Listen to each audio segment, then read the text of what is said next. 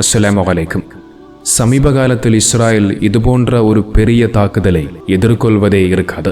இது ஈரான் வழங்கிய மிக கடுமையான தாக்குதலாகும். இஸ்ராயலின் முக்கிய நகரங்களான டெல் அவீவ் உள்ளிட்ட பல பகுதிகளில் ஈரான் தாக்குதல் நடத்தியது.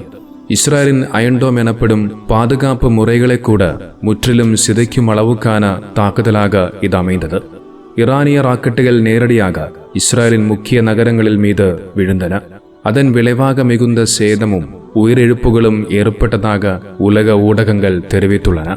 ஒருவர் உயிரிழந்தாங்க, பலர் காயமடைந்தாங்க போன்ற செய்திகள் தொடர்ந்து வெளியாகி கொண்டிருக்கின்றன.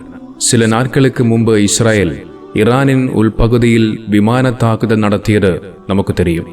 அந்த தாக்குதலில் சில அதிகாரிகளும் விஞ்ஞானிகளும் உயிரிழந்தனர். இதற்கான பதிலடியாகவே இஸ்ராயலுக்கு ஈரான் இந்த தாக்குதலை மேற்கொண்டது. இந்த தாக்குதலால் இஸ்ரேல் பிரதமர் பெஞ்சமின் நெதன்யாகு கூட பயந்து நடுங்கும் நிலைக்கு வந்துள்ளார். அவர் நாடு விட்டு வெளியேறியதாக சில இஸ்ரேல் ஊடகங்கள் தெரிவித்துள்ளன. தி ஜெருசலேம் போஸ்ட் என்ற இஸ்ரேல் பத்திரிகையின் செய்தியின்படி பிரதமர் மற்றும் குடியரசுத் தலைவர் பயணிக்க பயன்படுத்தப்படும் விமானம் வெள்ளிக்கிழமை காலை ஏதென்ஸில் புறப்பட்டதாகவும் அவர்கள் தெரிவித்துள்ளனர். இன்று இஸ்ரேலின் மக்கள் ஒவ்வொரு நிமிஷமும் பயம் மற்றும் பதட்டத்துடன் வாழ வேண்டிய நிலைக்கு வந்துள்ளனர். இஸ்ரேலின் நகரங்கள் முழுவதும் அலாரங்கள் ஒலிக்கின்றன. மக்கள் வெளியே செல்ல முடியாமல் ஒளிந்து கொண்டு இருக்கின்றனர். இதற்கு காரணம் யார்? யுத்தத்தை விரும்பும், சமாதானத்தையே தவிர்க்கும் நெதன்யாகுவே காரணம்.